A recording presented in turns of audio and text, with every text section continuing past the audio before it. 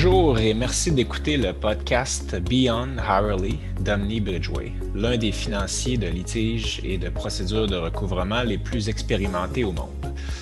Notre podcast couvre le litige commercial et les méthodes innovantes afin de maximiser la valeur des réclamations pour les clients et les avocats. Les épisodes de ce podcast sont disponibles sur notre site web www.omnibridgeway.com, iTunes, Spotify et autres plateformes. Nous vous invitons à vous abonner au podcast et à nous envoyer vos commentaires et suggestions. Mon nom est Pierre-Jérôme Bouchard et je serai l'animateur de l'épisode d'aujourd'hui. Je suis gestionnaire d'investissement et conseiller juridique en charge des activités d'Omni Bridgeway au Québec. Avant de me joindre à Omni Bridgeway, j'étais associé en litige au cabinet McCarthy-Tétrault. Mon rôle chez Omni Bridgeway consiste à considérer les recours qui nous sont présentés pour investissement et à accompagner les parties que nous finançons et leurs avocats.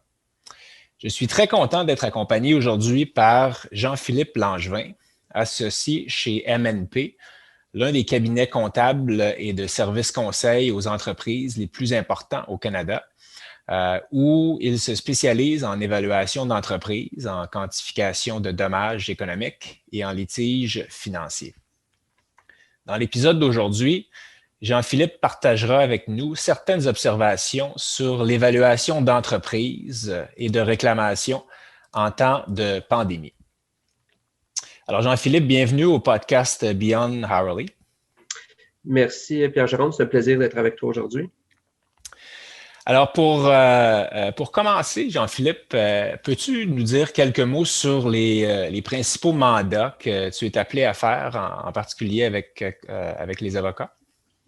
Oui, tout à fait. Comme tu l'as si bien mentionné, ma pratique est en évaluation d'entreprise. Donc, on fait des mandats avec des avocats dans plusieurs contextes, notamment dans des contextes transactionnels et des contextes de transactions entre parties liées lors de roulements fiscaux et autres planifications fiscales.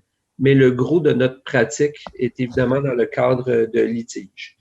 Que ce soit des quantifications de dommages ou des acquisitions qui ne tournent pas nécessairement bien suite à de fausses représentations et tout autre litige qui pourrait opposer des actionnaires. Mm-hmm. Oui, tout à fait. Et pour entrer dans le vif du sujet, Jean-Philippe, écoute, moi, de mon côté, lorsque la pandémie est arrivée, évidemment, on a dû faire une réévaluation de ce qu'on avait dans notre portefeuille de dossiers financés. Je pense que la première chose qu'on a fait, c'est qu'on s'est posé la question, est-ce que les parties défenderesses sont toujours aussi solvables qu'elles l'étaient avant la pandémie? Évidemment, certains domaines, comme le domaine de l'aviation, le domaine de la restauration, étaient particulièrement touchés. Donc, c'est la première question qu'on s'est posée au niveau de la solvabilité des parties défenderesses. Mais aussi, on s'est rapidement posé la question de savoir si le montant des dommages anticipés et calculé avant la pandémie devait être ajusté. Et si oui, de quelle façon? Et je me souvenais d'avoir travaillé avec toi dans le passé et que l'un des principes de base en évaluation est qu'il ne faut pas utiliser d'informations a posteriori. Et donc, je me demandais comment concilier les possibles ajustements qu'il fallait peut-être faire, qui me semblaient inévitables avec ce principe-là. Donc, je me demandais, est-ce que tu peux partager peut-être avec nous comment vous avez dû vous ajuster là, dans ce contexte-là? Oui, tout à fait. Et comme tu le disais si bien, Pierre-Jérôme, l'information a posteriori habituellement n'est pas admissible au tribunal. Par contre, elle peut être utilisée dans une certaine mesure par exemple, lorsqu'on construit un modèle financier pour évaluer la valeur d'une entreprise ou pour quantifier un dommage, on peut se servir non pas de la résultante de l'information a posteriori, mais on peut prendre les hypothèses qui ont mené au résultat a posteriori et vérifier si les hypothèses qu'on avait lorsqu'on a construit notre modèle étaient raisonnables. Ça, c'est pour le volet information a posteriori. Mais pour répondre à ta question, qu'est-ce qu'on fait avec les impacts de la pandémie? évidemment, c'est a posteriori. Et si on se replace au mois de, disons, avant janvier 2020, c'était bien malin celui qui savait que cette pandémie s'en venait. Mm-hmm. Il pouvait prévoir ça dans un modèle financier. Donc, les évaluations qui sont faites avant cette période-là, évidemment, ne prenaient pas en considération les impacts de la pandémie. Oui. Donc, et donc, pour utiliser un exemple concret, prenons pour hypothèse que l'un des dossiers que nous finançons est celui d'un propriétaire d'une chaîne de salles d'entraînement. On en a beaucoup entendu parler, évidemment, ils ont été affectés. Un propriétaire d'une chaîne de salles d'entraînement qui poursuivrait son banquier pour des gestes fautifs ayant causé la faillite de l'entreprise juste avant la pandémie. Est-ce qu'un rapport d'experts préparé juste avant la pandémie doit être révisé ou a dû être révisé et peut-être nous expliquer un peu comment vous avez géré ça et qu'est-ce que vous avez suggéré aux clients dans ces circonstances-là? Dans un dossier comme celui-là, la façon de procéder, avant évidemment qu'il y ait pandémie, c'est d'évaluer, bon, qu'est-ce que dans ce cas-ci, l'entreprise a été acculée à la faillite, qu'est-ce que valait l'entreprise n'eût été des ajustements du banquier? Et on arrive à une conclusion. Là, quelques mois après, la COVID frappe. Qu'est-ce qu'on fait avec ça? Ce qu'on fait très souvent, en fait, pas très souvent, dans, je dirais la quasi-totalité de nos dossiers, c'est qu'on modélise ce qu'on appelle un impact COVID. Qu'est-ce que c'est un impact COVID? Il faut essayer de déterminer est-ce que l'entreprise aurait survécu à la COVID? Est-ce qu'elle aurait eu les ressources nécessaires pour se mettre en pause le temps de la durée de la COVID pour renaître après? Okay. Puis on peut modéliser cet impact-là, puis qu'est-ce que ça aurait eu comme effet sur la valeur de l'entreprise. Si l'entreprise n'aurait pas survécu selon aucune mesure, ça complexifie un peu le débat. Et ce qu'on veut éviter, c'est qu'on veut éviter de ne pas considérer du tout la COVID et faire en sorte qu'on a une conclusion de valeur qui serait ni plus ni moins un cadeau du ciel tombé pour la partie demanderesse. Ouais. Ce qu'on dit en anglais un windfall. C'est quelque chose qu'on veut éviter aussi. Parce que il se peut qu'il y ait eu un tort qui a été causé, c'est une question qui est plutôt légale, mais ça ne veut pas nécessairement dire que la quantification de ce tort-là, c'est la pleine valeur de l'entreprise, vu les circonstances. Oui.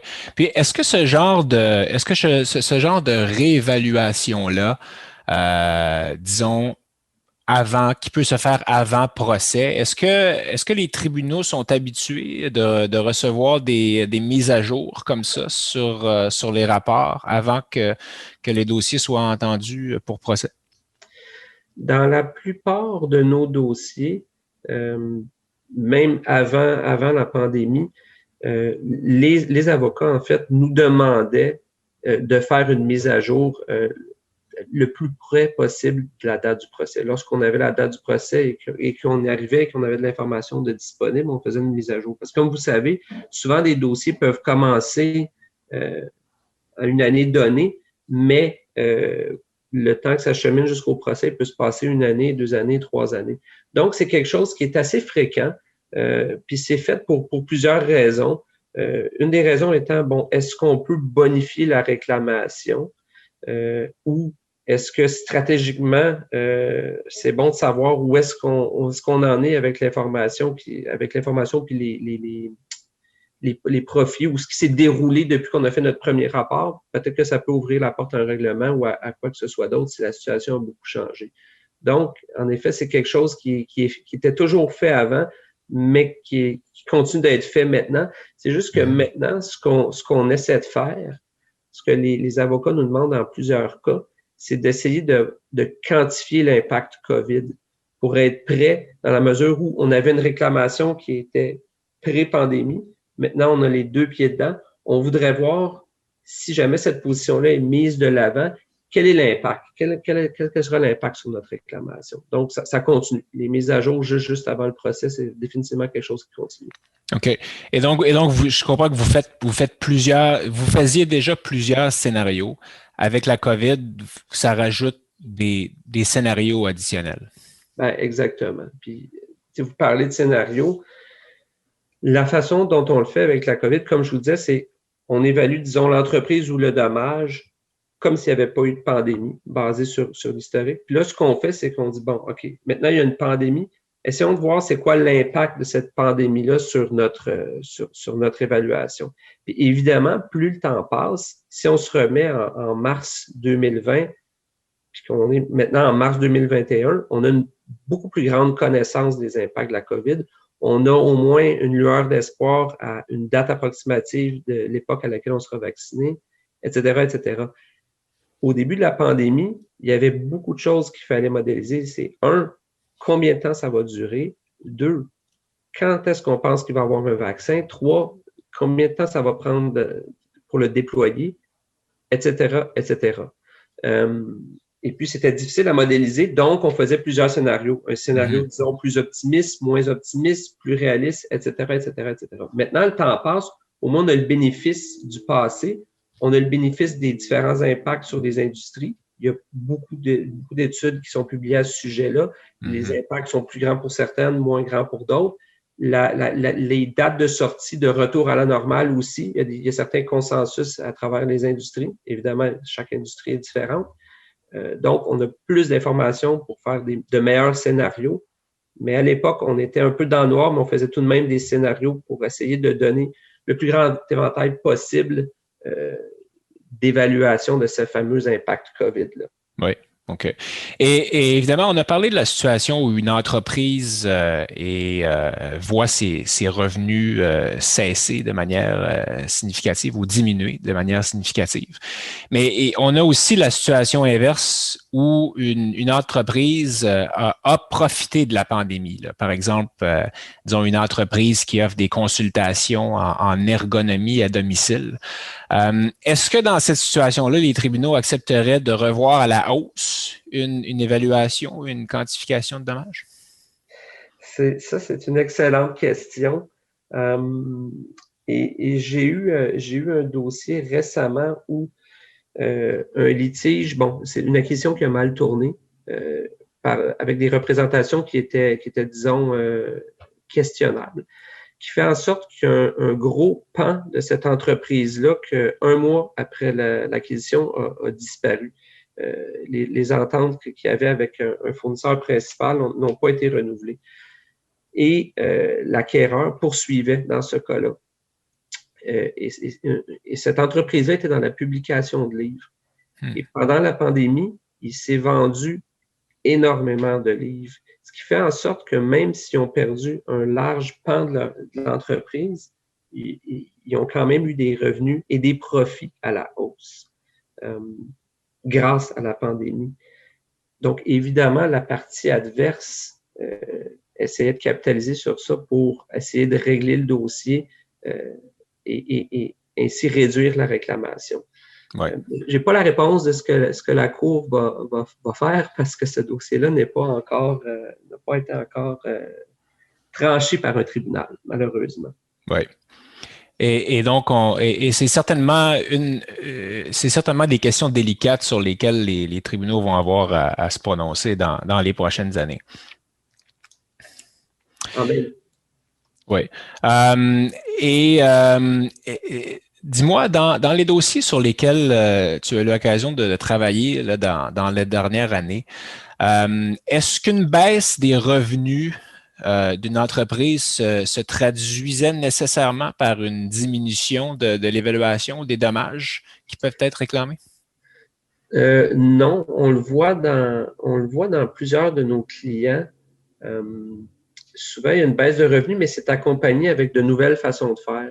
C'est accompagné avec, il y a eu beaucoup de support gouvernemental, des fois des restructurations au niveau de la main-d'œuvre et parfois de nouveaux canaux de revenus, de nouvelles sources de revenus. J'ai un exemple là, flagrant en tête. d'une société qui était dans le manufacturier de bagages à main. Tu l'as mentionné au début de l'entreprise, ça a été plus difficile dans l'industrie du voyage. Donc, quand on fait des bagages, sacs à main, valises, etc., c'était pas rien de bon pour cette entreprise-là, mais elle a été capable avec ses capacités de production, de se réorganiser et d'être au service du médical. Donc, oui, le chiffre d'affaires a baissé, mais la profitabilité n'a jamais été aussi bonne. Donc, c'est pas nécessairement, il n'y a pas nécessairement de corrélation entre la baisse des revenus et la baisse des profits. Puis c'est également vrai dans plusieurs entreprises de services aussi. OK, intéressant. Et est-ce que tu as vu des exemples de partis qui essayaient à outrance d'utiliser la pandémie dans le calcul des réclamations? On l'a vu beaucoup. Je pense, où j'ai vu l'exemple se répéter le plus souvent, c'est dans l'industrie de l'immobilier. Au début de la pandémie, il y a eu beaucoup d'appétit pour des réorganisations fiscales pour, comme tu le sais, là, geler la valeur d'une entreprise et la passer à la prochaine génération. Puis l'idée est de la geler à la valeur la plus basse possible. Donc, il y a eu beaucoup d'engouement pour ça parce que tout le monde croyait que ça allait s'écrouler temporairement, mais tout de même subir une baisse assez importante temporaire. Ce qui n'a pas été le cas du tout. Donc, entre le temps où la décision s'est prise et le temps de la mettre en place, ben, les données du marché faisaient que l'immobilier ne descendait pas du tout, continuait d'augmenter. Donc, ça a été un peu mis de côté. Dans le cadre de litige aussi, on l'a vu, le même principe, promotion des promoteurs immobiliers qui disaient qu'ils étaient soudain sur la paille et que tout leur projet allait mal. Mais finalement, ça a quand même été très, très, très, très bien avec ce qu'on sait de la disponibilité du logement et des prix dans l'immobilier. Donc, beaucoup de gens se sont essayés, peu ont eu du succès, selon moi, à ce jour. Oui, effectivement, c'est intéressant. L'immobilier est un bon exemple d'une prédiction qui s'est avérée fausse. Et si on se place en ce moment avec, évidemment, tu as parlé des évaluations que vous avez dû faire là au début, etc., vous ajuster. Présentement, on voit un peu la lumière au bout du tunnel, mais évidemment, là, on est en avril 2021. Il y a beaucoup d'incertitudes sur la troisième vague. Qu'est-ce qui va arriver? Il y a beaucoup de va-et-vient sur les mesures gouvernementales de fermeture. Comment gérez-vous ça pour faire des projections? Donc, comme tu dis, l'incertitude est encore très, très grande. Par contre, ce qu'on a comme avantage maintenant pour faire des projections, c'est qu'on a énormément de données sectorielles qui nous provient d'un paquet de sources qui peut être utilisé. On a aussi, c'est pas parfait, mais on a une visibilité sur les divers programmes de vaccination qui nous aident aussi à mettre une date ou un terme du moins à la sortie du creux de la pandémie. Donc, c'est des informations qui sont utilisées sur lesquelles on peut bâtir pour faire nos projections. Mais ça reste que, comme tu le dis si bien, il demeure qu'il y a un gros niveau d'incertitude. C'est un peu comme je disais au début, on a un scénario de base, on a un scénario de si ça va très, très mal et on a un scénario de si ça va très, très bien, sur lequel on met du poids. Mais c'est vraiment l'expérience du passé récent qui nous aide à projeter avec un peu plus de précision quel est l'impact restant de la pandémie. Puis ce qui aide vraiment, vraiment énormément, c'est que maintenant, on peut vraiment avoir une visibilité là-dessus par industrie. Il y a des industries qui sont à toute fin pratique pratiquement sorties de la pandémie, alors que d'autres, on ne voit pas le bout de quand ça va se terminer pour elles. Oui. Et tu mentionnais un bon point, l'aide des différents paliers de gouvernement aux entreprises a eu évidemment un impact. Mais selon toi, est-ce que ça va avoir certaines conséquences sur les quantifications et les évaluations que vous êtes appelés à faire? Bien, ça a un impact, c'est certain, parce que ce que ça a permis, En fait, laisse-moi reculer là, d'un pas. Quand on essaye d'établir l'impact COVID sur la valeur de l'entreprise, la première question qu'on se pose, c'est est-ce que l'entreprise va survivre à la COVID? Parce que si la réponse c'est non, ben, l'impact COVID, c'est la fin de l'entreprise. Ce que ça a permis, l'aide du gouvernement, c'est que ça a permis à beaucoup d'entreprises de survivre jusqu'à la reprise. Évidemment, c'est non récurrent. Donc, toute cette aide gouvernementale-là qui est reçue, toute cette période-là durant laquelle elle est reçue, on ne peut pas se servir de ça pour prédire le futur. C'est vraiment dans ce passage-là pendant la pandémie, c'est que ça nous aide à survivre. Puis, lorsqu'on en sera sorti, on reviendra vers la normale de ce qu'était l'entreprise avant.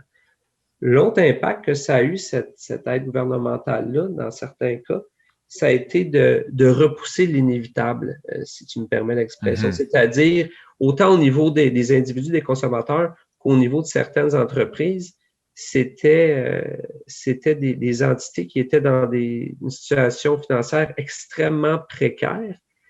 Et ces subventions-là ont donné une nouvelle bouffée d'air frais et a permis à ces entreprises-là de survivre plus longtemps, c'est très ironique à dire, mais que sans la pandémie, ces entreprises-là auraient probablement fermé leurs portes avant et ont réussi à survivre.